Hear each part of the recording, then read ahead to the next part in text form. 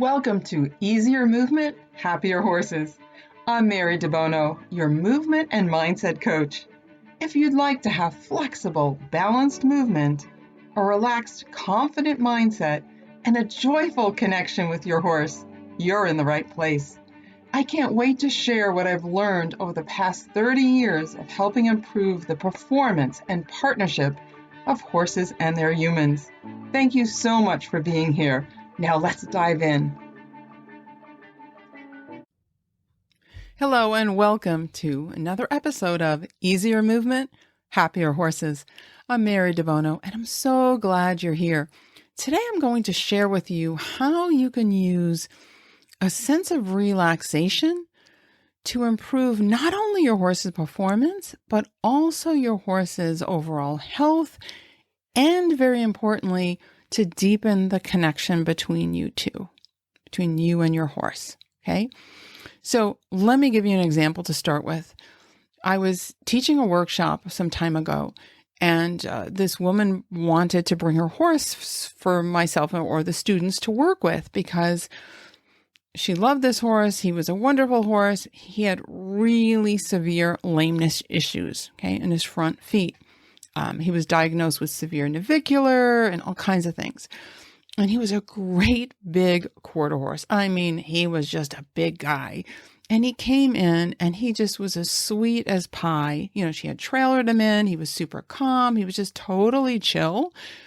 And you might think, oh, now that's a relaxed horse. He's standing in the barn aisle. There's all these strangers around, new place, new horses, totally chill guy.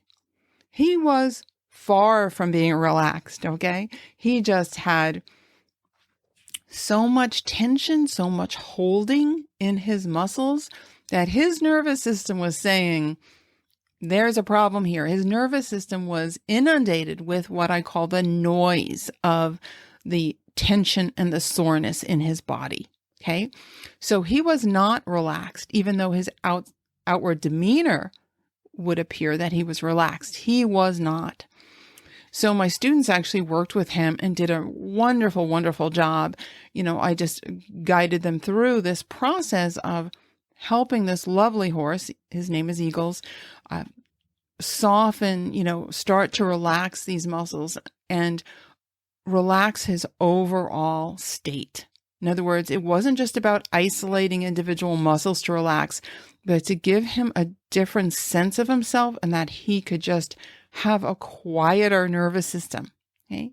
And it was really, really amazing. So they did it through a series of, and this is what I teach in my work, different ways of lifting and supporting the muscles in very specific ways, as well as combining that with very, very slow and gentle rocking.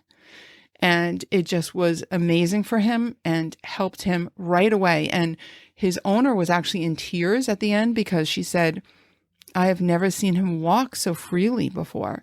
Because after the session, we walked him up and down and he just had this much bigger stride. He just was so much freer in his body and in his mind. Okay, so again, he was a great example that you would think he was a relaxed horse if you just saw him, but he was anything but, right? Until my students worked with him. And it was really, really satisfying to see the difference with him. So giving another example, a very different type of horse. This is a warm blood and he's a Grand Prix dressage horse. And, he has a lot of obviously very well-developed muscles to do Grand Prix dressage. He's competitive, very competitive.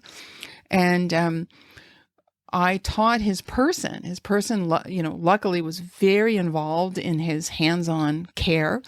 And she knew how important this work because this work helped her so much. She had a terrible back problem when she found me. Actually, it was a trainer who dragged her to my office and said, you have to see this person. And I helped her overcome her back problem. She had a very debilitating back problem.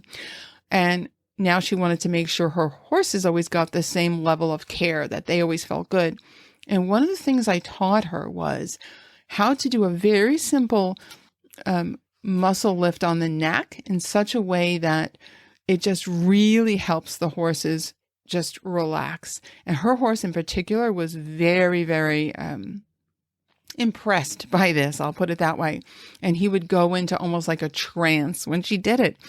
And so what she discovered was, if at any point he was a little bit nervous, a little bit anxious, maybe they were at a show or something, she could just from the ground do this little thing and he would immediately change his state. Okay, he would get very relaxed. Now, she also even used it when he had to have certain medical procedures that he needed to make sure he was going to be relaxed for, right? She would do this. And the vet was always just like amazed at how quickly the horse responded, because that became kind of like an anchor to the horse. Like he recognized, the minute she put her hand on his neck, he knew the good thing was coming and he would calm down. So very cool. And I've actually had a number of students that love that move so much, they feel like how much it helps the horses, that it also, and this is pretty cool, calms them down because they start doing it. They know they're good at it. They know it's going to benefit the horse. And so that you get the synergistic effect. You get the relaxation in the human as well as the horse. So it goes back to that, what I call the H² system, the horse-human system, right? When you're with your horse, you're not just an individual human, an individual horse. You're working in concert, right? It's a system, a unit, if you will. I call it H², right? Horse-human. And something like that, when you find something that helps you and your horse at the same time, it's really, really powerful. And it just helps you both enter into a nice, relaxed state and also deepens that connection between you. Okay. Another horse, she also was a dressage horse. In this case, she was an Arabian dressage horse who also did a lot of trail, which is always great to have that, variation in your work, right? I love when people take their horses out on trail, even if they're competitive dressage horses or jumpers or what have you. And what this gal learned to do from working with me is, her horse did get anxious sometimes in the arena. She would simply get off, do a few of the moves I taught her, have that state of relaxation. Again, it was helping her as much as her horse get back on, and the movement was always so much better and their quality of their relationship improved. And she was even able to do some of the work from the saddle. And she would even do this on trail. She would get off and start working with her horse a little bit. Anytime there was a little anxiety or anything would come up, like she'd be like, okay, we both can get into a better state here. So this is how you can really use, manage your own state as well as help your horse enter into that relaxed state as well. And I want to make a mention about, we talk about relaxation, like, what does that really mean? In the first example, that horse Eagles, the quarter horse who had the problems with his front feet and he had all that lameness, he had these tight muscles. If you looked at this horse, you would think this horse was really strong because he had all this muscle development. They were tight muscles. But when you think about it, a tight muscle, a muscle that stays chronically tight, even to some degree, is a weaker muscle. Okay? Because a muscle gets its power from its ability to contract. So if there's a particular length, like a healthy, relaxed muscle is a certain length, okay? Depends on the muscle, et cetera, et cetera. And then when you want it to work, right, it needs to be able to contract powerfully. So it has to go from a long length to a short one.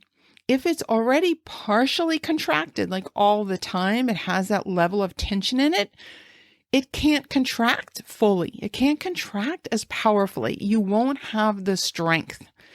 So these horses and these humans that have this chronic tension, this chronic muscular work, they're not as strong. Okay. You're literally weaker.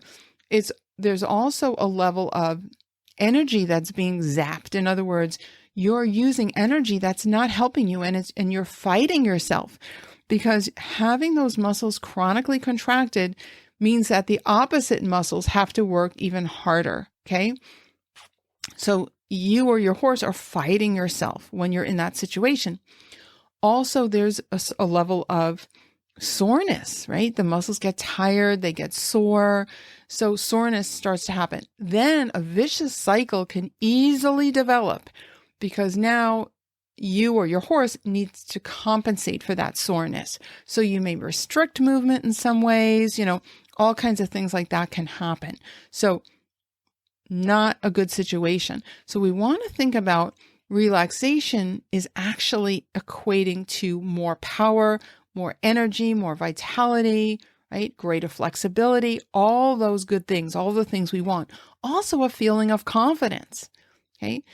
When you're able, even if it's just an unconscious level, you or your horse, your system, your brain, your nervous system knows that you can contract your muscles more readily and move quickly, right? Very easily, right? You just generally feel more confident in life, right? You have less anxiety.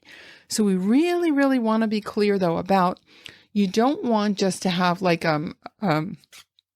just a loose muscles that you don't know what to do with, right? Again, this goes back to the episode last week when we talked about coordination.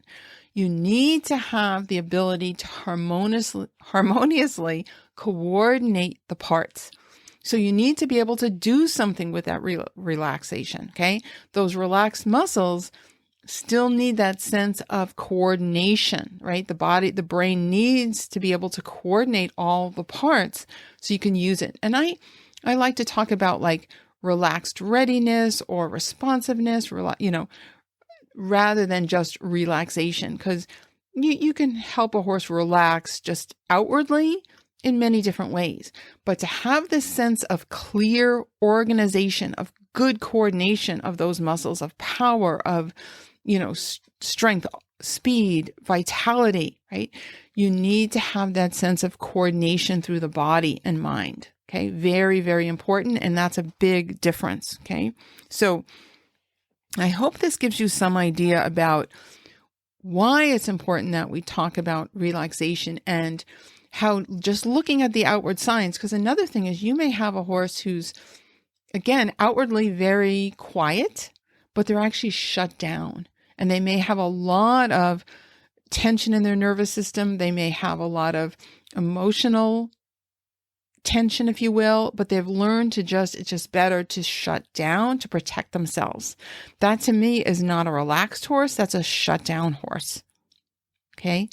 So we want to make sure that we give our horses the sense of choice and that they have a sense that they can move easily.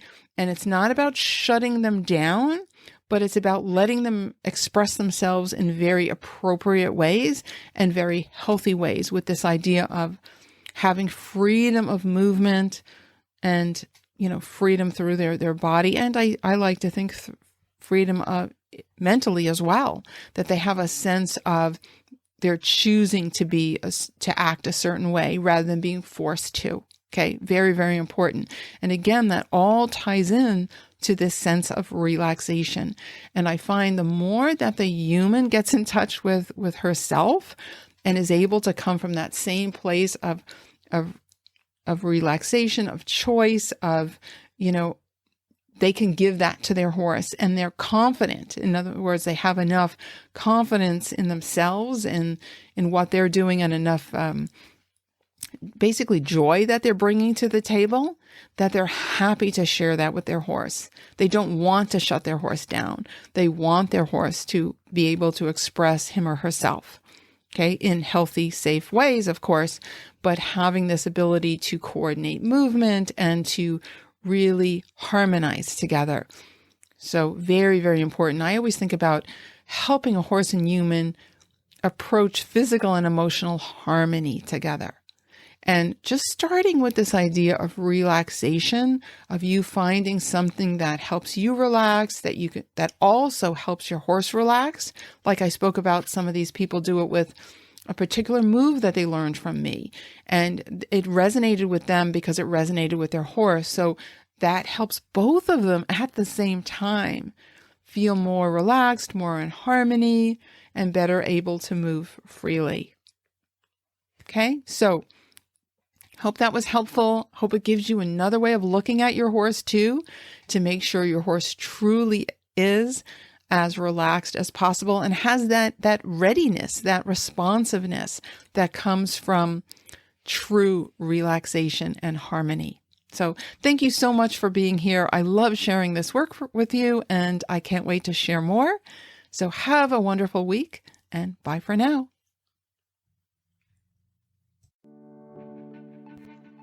Thank you for joining me for this episode of Easier Movement, Happier Horses.